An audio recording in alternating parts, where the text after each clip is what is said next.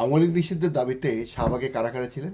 National community party, Jamaat Islami, ইসলামী শাসনতন্ত্র আন্দোলন এবং অন্যান্য কিছু ইসলামী দল। আচ্ছা, আপনারা বলুন তো, আওয়ামী লীগ নিষিদ্ধের দাবি কি শুধু ইসলামী দলগুলি করতে হবে? আচ্ছা, ইসলামী দলগুলি করলো না হয়, কিন্তু এই ইসলামী দলগুলো তার এই গত 16 বছর তাদের কার্যক্রম কি?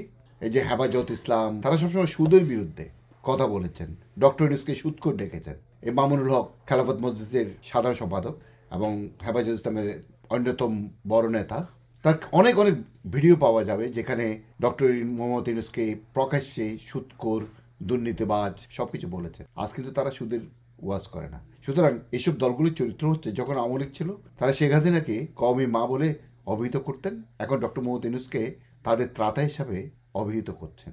আসলে এদের চরিত্রটা হচ্ছে, যখন যে দল ক্ষমতায় থাকে তাদের স্তুতি গাওয়া। সুতরাং তারা আন্দোলন করে কি হিন্দি বালটা ছিল, তাতে কি আসে যায়?